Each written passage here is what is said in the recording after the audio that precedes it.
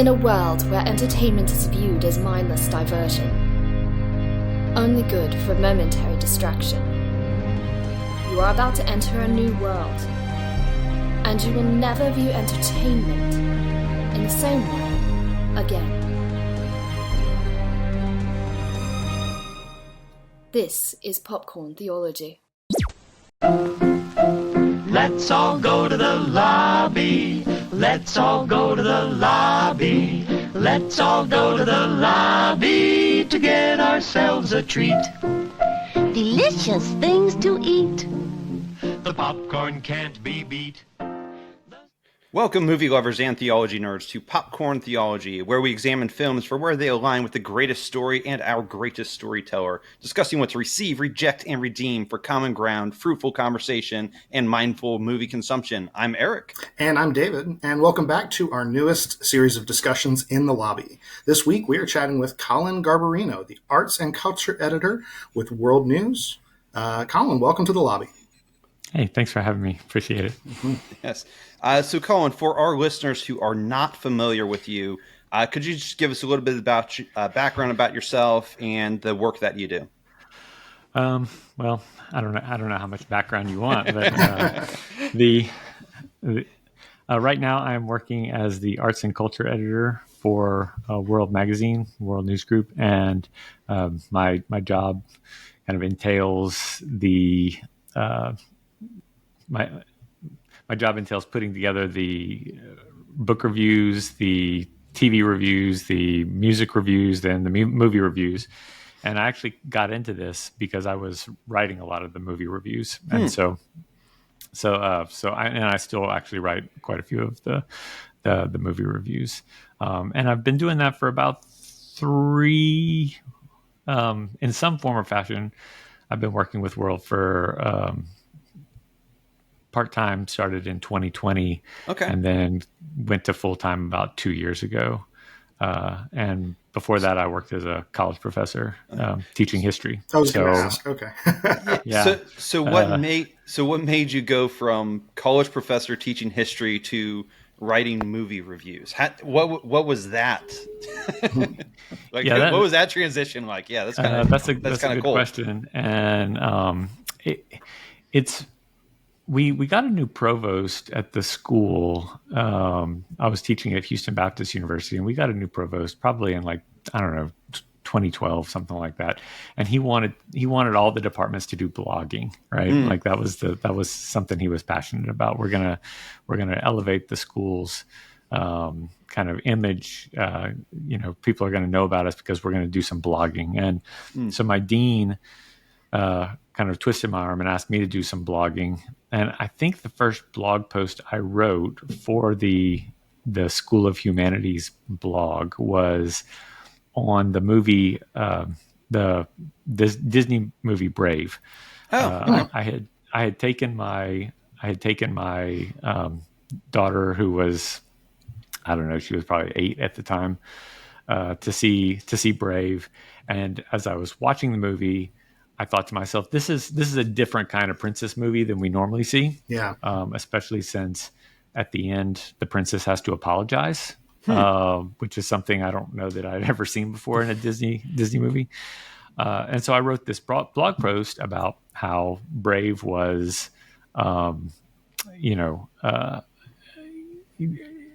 of had a more authentic message than some of what we had seen from Disney before.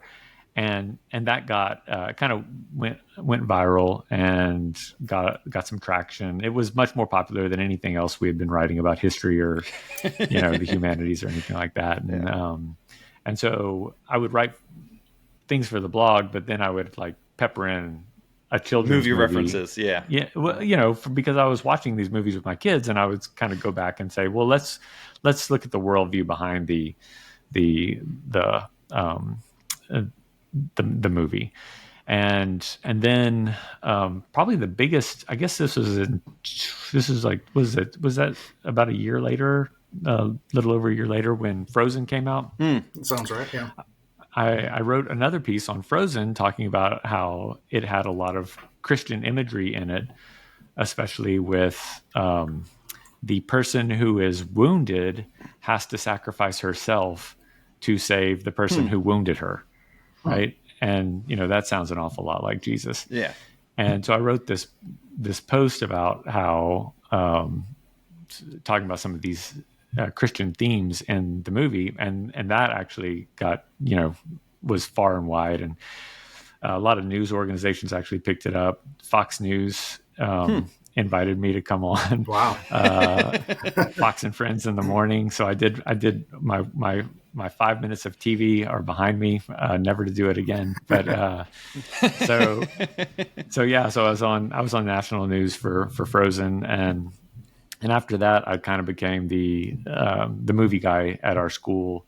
And then because I was the movie guy, once I started writing with World, the editor-in-chief at the time asked me, hey, can you do a little bit of this for us?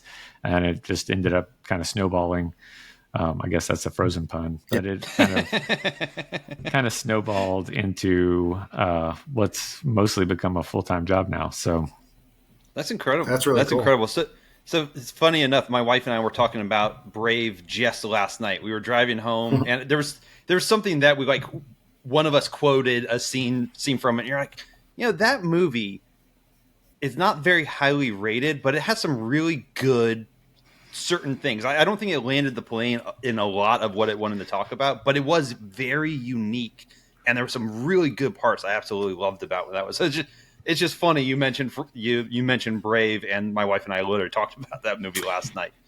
Yeah, I felt like it was. I felt like both Brave and Frozen were a little subversive in their approach, and they kind of reminded me of. And I don't think this is a coincidence, but they reminded me of some of the classic Pixar stuff, and how they critique our modern society, our expectations about what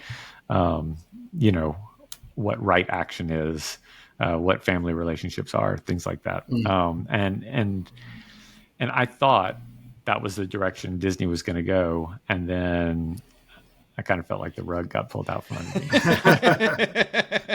Well, and if I'm not mistaken, and please correct me if I'm wrong, is Brave was Pixar, right? It was one of those. Brave was actually Disney Pixar combo, right? So it's okay. So it's was it like their first one? It was like their first one together. Both of them. It's Disney Animation plus Pixar together. So it might be the only one that's both Disney Animation and Pixar. I wonder if that has something to do with the subversive element to it.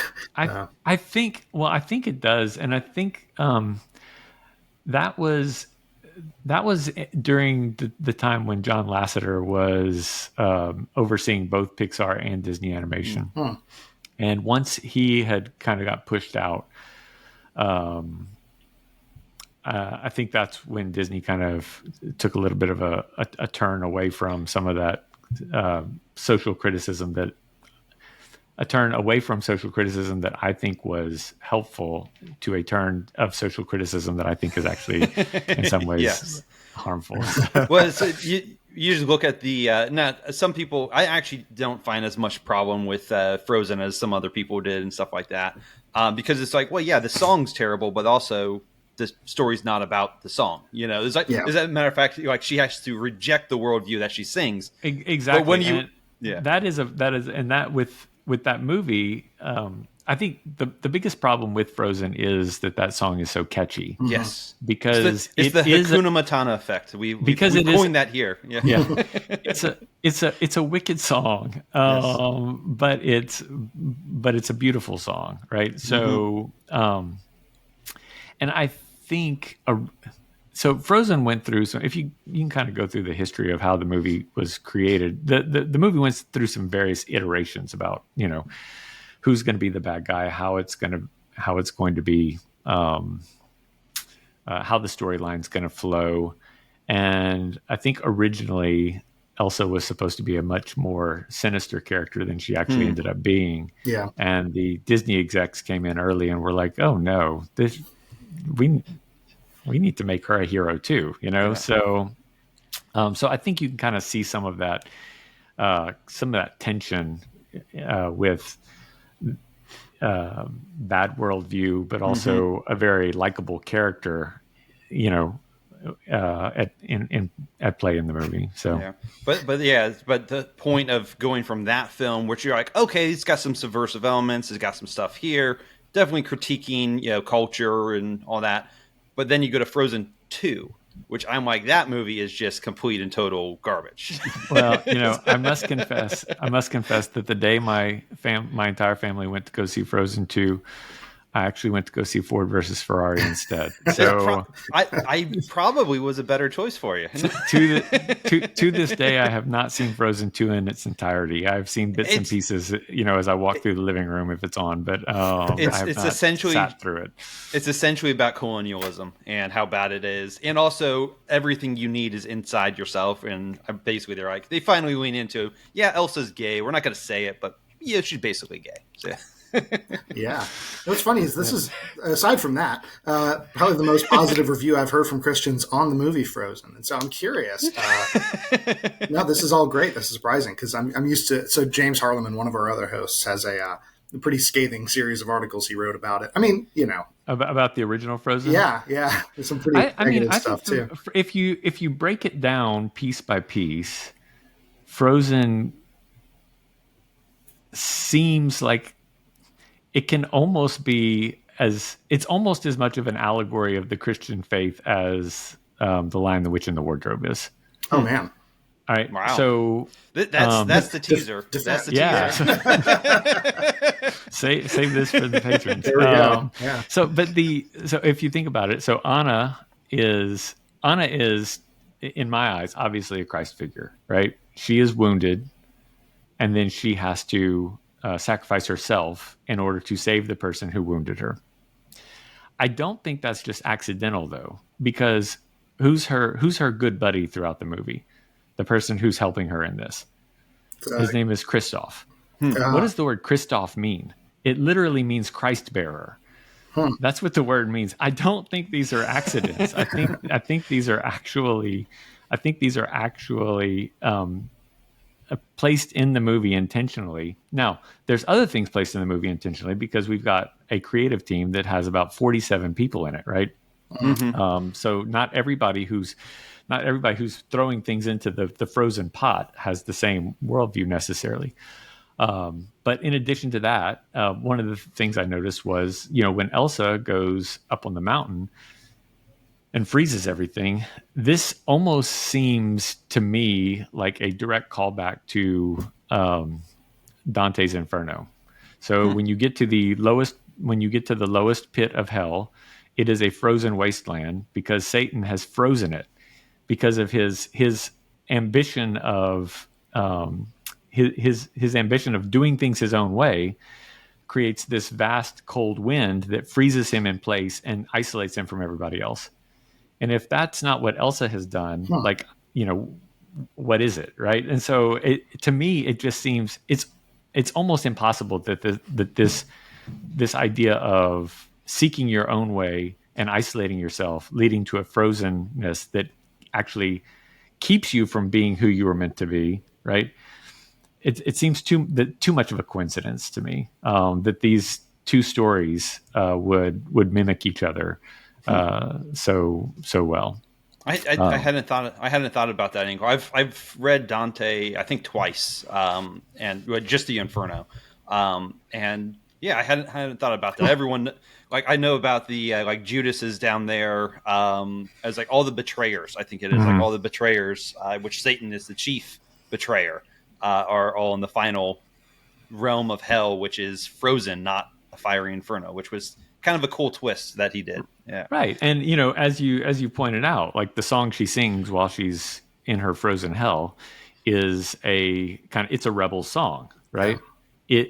It fits exactly with what, Satan's motto would be. So I think, it's, you don't want to press the allegory too far. No. I don't think it's unintentional. I think that some of these elements had to have been placed there, especially naming the Anna's buddy who carries her through the film, Kristoff. I mean, like literally carries her for a time. Yeah, he literally carries the Christ figure throughout the movie. Well, and speaking of if it is betrayers, a we have a coincidence, betrayer in one of the other characters. I don't know if we're concerned about spoiling this movie. No, not for Frozen. It did like $2 billion. I don't think there's a lot of people who haven't seen it. I don't think anyone who hasn't seen it is probably going to see it based on this review. Yeah. But hopefully they'll see it differently. But yeah, so I think to my mind, if it is a coincidence, it's a divinely appointed coincidence that these things are there, Yeah. But I do think at least some of it is intentional. One of our other hosts, Richard, used to always say, "Image bearers are going to image bear." I was like, you can't. There's certain things you just cannot escape. We say that it's the greatest story and the greatest storyteller. It's like, so all the best stories are going to have a lot of these elements, whether the unbeliever wants to recognize them or not. Yeah. Right. And I think the fact that so much of the foundational literature of Western civilization is consciously fashioned after after the gospel narrative. It easily leaks its way into contemporary culture, right? Even people who are not necessarily thinking that they are trying to have a redemption story, right? They can't help but do it because they've been influenced by all the redemption stories that they kind of grew up on, you know? Yeah. And our hearts crave it as well. And I think there's something deeply unsatisfying about films and stories that go a different way, that portray life without redemption and without transcendence, that have their place, but there's something that can be deeply unsatisfying about films like that. I was curious as well, Collin. This is something I've mulled over for years because I remember hearing people kind of debate Frozen versus Tangled in terms of either quality or perhaps the themes in them. And I've wanted to set up a debate, probably far too late now to be relevant, between the two. But so far, I haven't found anyone who was willing to argue the Frozen side. So I'm curious, in light of that, of the two, would you say you have a preference or any thoughts on the comparison there? I do like Tangled quite a bit. I think beginning with Tangled, Disney kind of hit a little bit of a kind of a new renaissance, which was very short lived. But Tangled was very good. Yeah, and in some ways, the end in which she brings him back to life with was a little too on the nose for me, although on the whole, I like the Tangled feel and the music better than Frozen. The just the vibe. However, that image that I go back to in Frozen of having the one who was wounded sacrifice themselves for the person who wounded them is a very powerful image that is difficult to find. I mean, you see people sacrificing, right, in movies, and we say, well, that's Christological in some ways, but having it be so obvious to me, that's kind of a special moment in a movie where I was like, I was just kind of like jaw dropping for me. Oh, the person who you think needs saving is actually going to save the other person, the person who wronged her, and so that that moment is special. So I don't know that I would want to, if I was just going to pick one for fun, I'd probably pick Tangled because it's just more fun. Fair enough. Yeah, I was going to say Tangled is just a much more fun movie. I'll watch that one a lot more frequently and often than I will Frozen. Yeah. Not that I dislike Frozen, honestly, but that last scene in Frozen, I think, carries a lot of theological weight to it that you don't see many other places. Yeah. And as a quick aside, as long as we're on the subject, our listeners should check out our review of the movie Tangled, because in that movie, we actually have an amazing image of what it means to engage media as image bearers of God. We have a pretty awesome example of that, where she is even unaware of her identity, but it's revealed to her through the artwork that she is carrying out. So that's awesome. I didn't think we were going to go the kids movie route. Yeah, as long as we're there. That's actually where I started in my career. So Well, I would say, talking about kids movies and stuff, you referenced popcorn theology, and you quoted me in one of your most recent articles about how kids movies seem to be the exception to the rule when it comes to box office performance. So one, I want to thank you for you referencing popcorn theology, and personally thank you for referencing me. Is like my in-laws are subscribers to it, and they opened it up and saw my name. They're like, "What?" I was like, "Yeah." So, do you want the article? I was like, "Oh, I'll be quoted many times. Don't worry about it." No, I'll sign it if you want. Yeah. Yeah. But yeah, so no, I on a personal note, yeah, thank you for that. But I think it dovetailed very well into, like, you clearly know kids movies and stuff, because obviously you started your writing when you had young kids, so it would make sense. Those are the movies you're seeing a lot more. Yeah. Have you noticed any trends in terms of kids movies? So you mentioned that they are the exception to the box office flop. And in terms of like either narrative trends or maybe, sort of worldview trends or social trends, where do you think we're at in terms of the kids movie market? That's an interesting question. I'm not sure where the trend actually is, though. Is the trend with the movies, or is the trend with the moviegoer? And right now, I kind of tend to think the trend might be with the moviegoer, who is trying to tell Hollywood what they want. If you and in many ways, I think this goes back to what we see on the small screen. So there's been a fragmentation in the streaming era, in which the shows. Okay, so when we were, I'm older than you guys, I'm sure, but when I was growing up, and when you were growing up as well, you sat down as a family and you watched a show. Yeah. And the show might have been, and there were only, 3 channels. Yeah. Then maybe 4. And if you were a brave, kind of book reading family, you had PBS as well. Yeah. But your number of options were Wishbone, small. yeah. Then you just get to watch Antiques Roadshow at night. But yeah, right. Oh yeah. So your number of options were small, and that meant that the family had to be able to agree what they were going to watch together, right?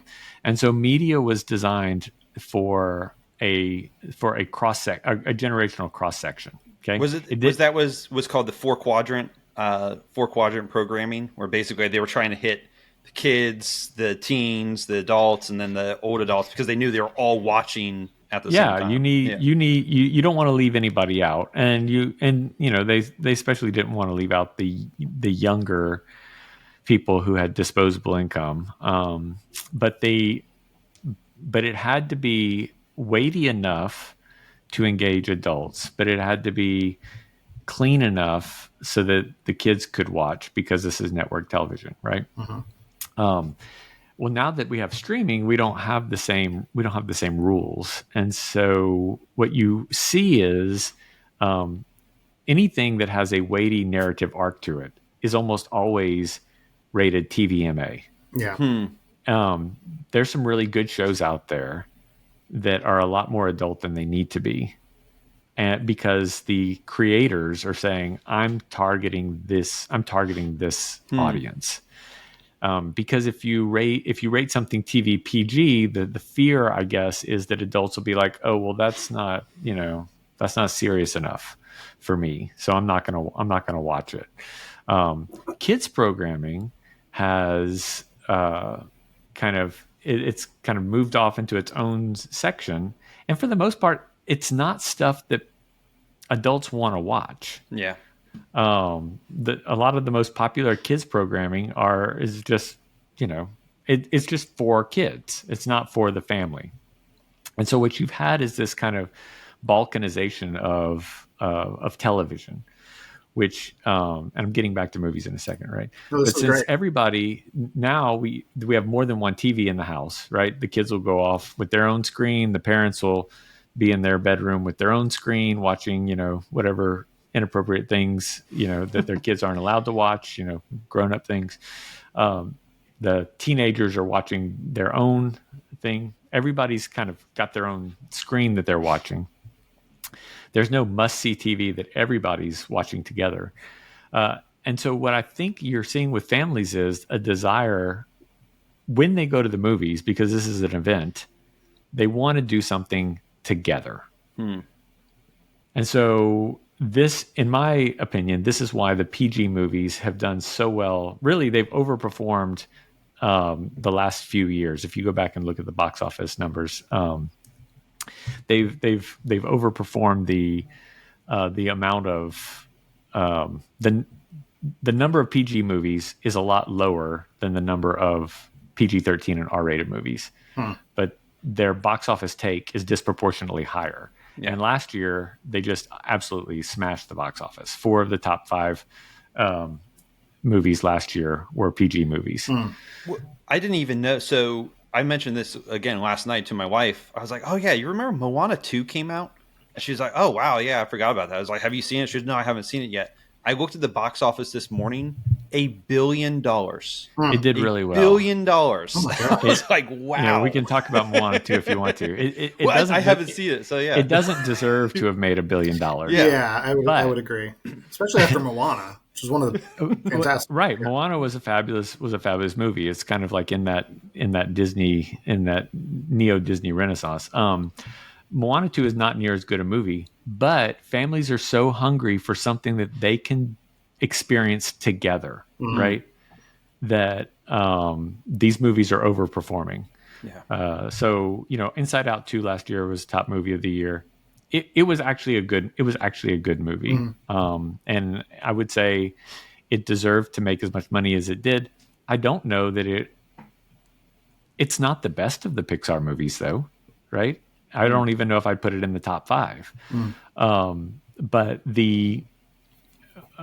Moana 2 also did well. Wicked smashed the box office as well. I mean, all of these movies were things that families could go see together, because if you're going to spend that much money to go to the theater, you want to kind of make it count. You want it to be an experience that we can, a shared experience, right?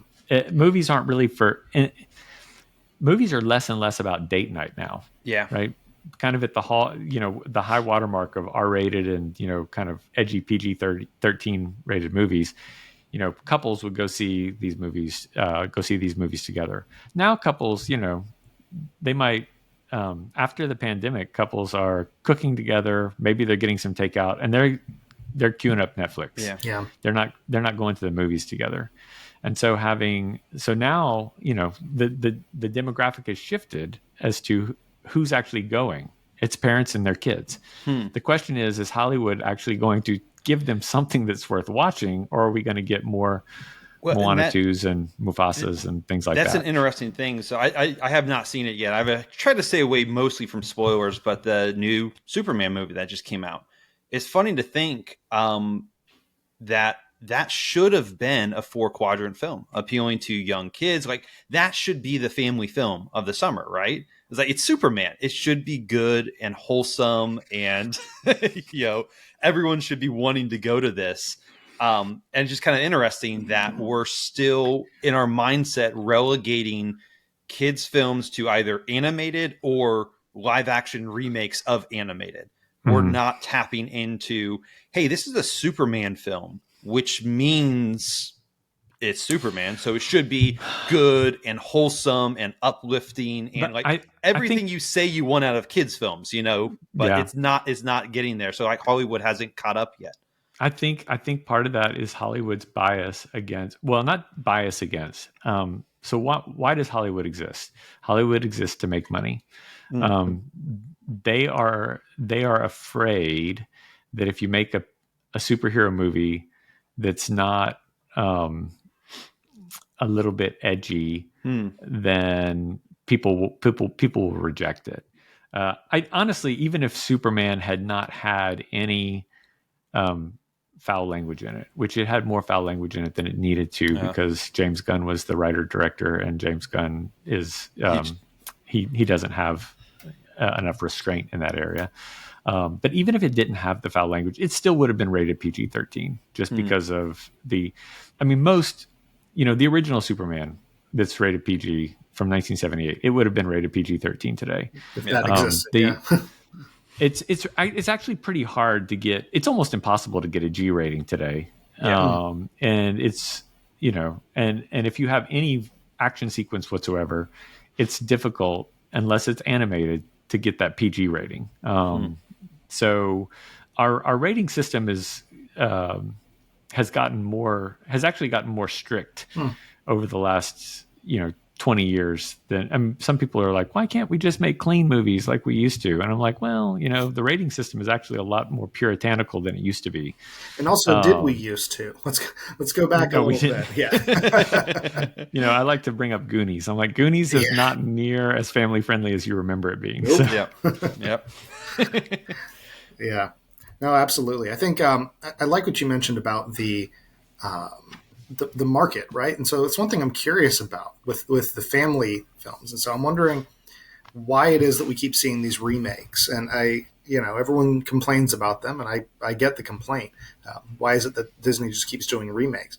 And I'm wondering if maybe part of it is just, obviously there's the cash grab aspect. There's the, delivering on the established IP, but could it be that some of it is we want something that will appeal to families, and we're not sure how to write films like that anymore that appeal to kids and adults, but we know how to appeal to the nostalgia of the adults in a movie that is aimed at kids in general. Do you think that that's possibly what's fueling that? I'll push back on that a little bit, because if you look at Disney has never done anything except remakes. Okay, like the original Snow White and the Seven Dwarfs. That's a remake. That's not an original story. Right. They, from the very beginning, they are appealing to parents' nostalgia. Okay. It just so happens they've kind of run out of fairy tales. And so now they're appealing to parents' nostalgia for their own product rather than parents' nostalgia for the pre-existing story. So, all of the Disney classics from the golden era, Snow White, Cinderella, Pinocchio, is there any that's is actually an original story that they didn't take from somewhere else? Either overtly or covertly, I can't think of any, because I want to say Lion King, but that's just Hamlet on the Serengeti. So yeah, it is. So Lion King is actually probably the best example of some original Disney intellectual property. But they're tapping into a kind of a universal story there. But for the most part, they've always been in the remake business. Sure. And so I don't think it's for Disney. I don't think it's fair to critique them for being in the remake business, because that's just what their bread and butter has always been. Mm-hmm. It's fair to critique them on not doing it well. The execution needs to be there, like it was before. For these other studios, though, who did used to give us things that were more original, so yeah, Pixar, even Steven Spielberg to a certain extent has going back to the well. Yeah, he's lost interest in providing something for a broad family picture that people like him, the next generation like him, should be creating the latest ET, right? Yeah. And for the most part, the studios are taking the next generation and forcing them to do more sequels and things of that nature. Yeah. Well, so, a lot of the good directors, I'm thinking of like a Sam Raimi or something like that, who makes good movies. He'll still jump into the Marvel sandbox so he can make money, so he can go make the movie that he wants to make. Which is a Spielberg move itself. Yeah, right? yeah. Right. Yeah. And now, redoing comic book stories, I don't, when the comic book machine started running, full force, I guess, about 15 years ago, I wasn't too, it didn't bother me because in some ways this is just what human beings do. They take the old stories and they put a refresh on it. So if you go back to the Greek tragedies from, ancient Athens, none of those stories are original stories, right? They're all based on pre-existing myths where they put a little bit of a little spin on it that might have some social commentary or something like that. If you can do that and do it well, then I don't see a problem with it, right? I do want original stories, but I don't have a problem with remaking and putting a little twist on it. With two qualifications, there needs to be that little twist to make it worth doing again. But also you have to do a good job, right? And I think obviously some of these movies that, we complain about are just cash grabs, right? The creative effort was not put into them. Or the creative effort was blunted by a studio that was a little bit afraid of too much creativity in their products. So. Yeah. Well, I think of in the remake business, I believe they were both Jon Favreau, the Jungle Book remake and then the Lion King remake. I thought the Jungle Book remake was really good. I was very impressed with that. It probably helps that he was able to go back to an original source material, Rudyard Kipling, rather than, all right, we got to make it based on this Disney product, which was virtually a shot-for-shot remake. I mean, it was 90% shot-for-shot. And as much as I love Lion King, and as much as I tolerated the remake, it wasn't fulfilling. I didn't enjoy it all that much. That's my big critique of some of these live-action remakes. So I don't know if this was the first one. I think it was the first one, the Cinderella by Kenneth Branagh. That's an excellent movie. And the reason I like it... Yeah, the reason I like it is because it's not a shot-for-shot remake of the original. It kind of tells the same story, but it tells its own story at the same time. They learned the wrong lesson with that movie, and when they got to Beauty and the Beast and Lion King and some of those others, they started saying, "Okay, people love it because it's familiar, so let's do shot-for-shot remakes." And to me, there's no point to that, right? It just seems like an exercise in extorting money from your audience rather than actually producing a quality product. Hey everyone, thanks for joining us for our chat with Collin Garbarino, the arts and culture editor at World News Group. He had some technical issues, and so our conversation got cut short. But Eric and I continued talking about the same subject, and so I wanted to share that with you guys, even though we were kind of off air while we were recording it. We figured some of it was still really worth sharing. We continued along many of those same themes. We're hoping to have Collin back again to continue our discussion on film criticism and children's films as well. Well, honestly, if you kind of look at it, it's been what's been moving the box office. For the last couple of years. Is what's keeping Disney in business. Well, that and their parks. Yeah. Well, I hear the parks aren't really doing great. They keep dropping the prices to get people, get people there. But from what I've heard, and who knows how much of it's true, families aren't liking to go because there's so many Disney adults going that they're like, this is not a kid's. It's like there's so many couples with no kids at the park that it's like they're just clogging up space for all the families. Interesting. Yeah, that's what I've heard anyways. Whether it's true or not, who knows? It could just be people complaining. Well, Disney adults, I think, is a relatively recent phenomenon, right? It's millennials, older millennials who grew up on Disney, got married late, and don't have kids. I was going to say, maybe the biggest difference is just that these are people that don't have kids, as opposed to the other 30-year-olds who also, or 40-year-olds who also love Disney but have kids. Yeah, I think that a big part of it is just that demographic issue of like they're not having kids. Because Well, there's tons honestly, of 30, 40-year-olds who love Disney, and they share it with their kids. Well, one of the other things I think some of it is okay, whatever. Like, I think part of why they never got married is that they were stunted emotionally, and they literally they're called adults, but they're not actually adults. They haven't learned and stuff. Fair enough. There's been several Facebook groups I've come across. I've not joined them. I've just seen them, but it's adult fans of Bluey. I'm like, how'd you start watching this? I mean, Bluey is amazing, but it's for kids. Don't get me wrong. Yeah. Don't get me wrong. Like, I think it's great. I watch it, some of it, or probably 1, 2, or 3 episodes a day with my son, like at night. It's like, so don't get me wrong. Thing is great. I think it's amazing. He's an elusive person, but we should get him on the podcast. I'd talk with him for 5 hours. The creator of Bluey. Yeah. You think we could get him? We can ask. Couldn't hurt. Right? Well, there's so much Bluey. Oh, I will throw this out there. I know he's making a movie. He's in the process of making an actual Bluey movie. Wow. Which that would do $5 billion. Yeah, I was going to say that's going to crush. If it's good. I don't know if you've noticed or not, but I mean, I spend a fair bit of time looking at toys at Walmart. The Bluey toys are always like a lot more than the other toys. Bluey's an incredible phenomenon. I mean, and don't get me wrong. Like, my wife and I were very much watching TV, this and stuff like that. But it's because we can actually, for the most part now, we can actually turn Bluey off. Yeah. And my son doesn't freak out. There you go.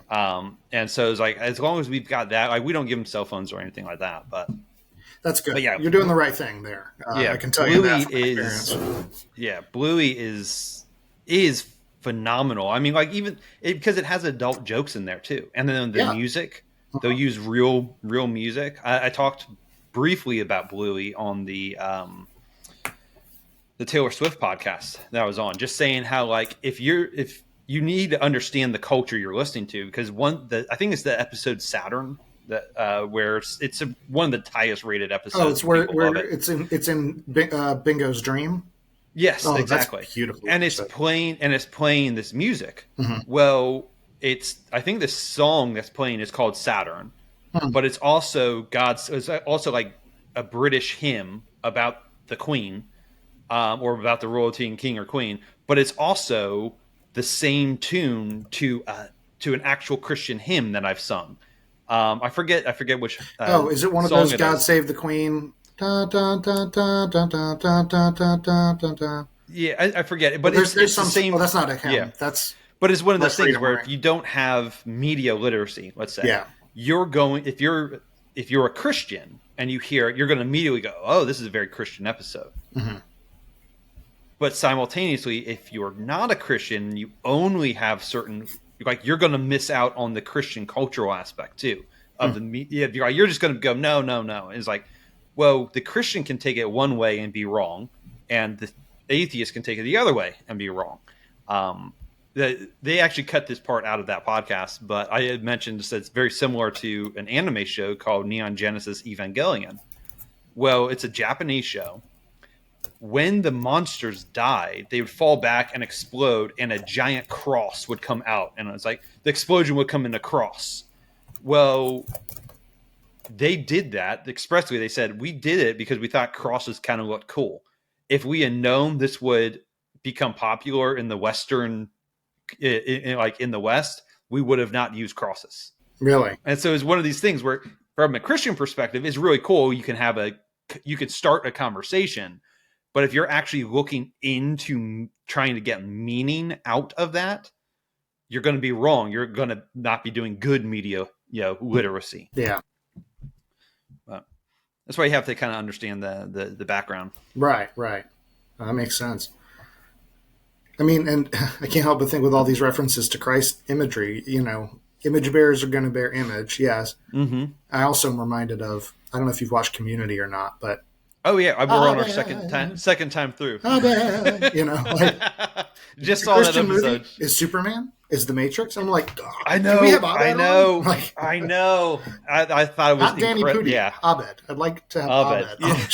What you could probably. That's the great thing. Time. We should just do it. We should just do it. We should just spam out the David at Popcorn Theology Podcast. Well, we want to thank Collin for coming on. As you can see, he dropped off. He had some internet issues, but thoroughly enjoyed the conversation we were able to have with him, and hopefully we'll be able to have him back at some point and discuss a little bit more. But definitely check out all of Collin's information over at World. He has great articles over there. Again, I want to thank him for mentioning Popcorn Theology and for quoting us a couple weeks ago. But with that, keep engaging movies and media from a godly worldview. And remember, you are not a mindless consumer. All right. Thank you for joining us in the lobby for this discussion. To hear the rest of the conversation and for other content, subscribe on YouTube. Follow and interact on social media to share with others. Also, consider supporting us on Patreon. Donating at least $1 a month lets you vote on future episodes and get special access and bonus content. And remember, you are not a mindless consumer.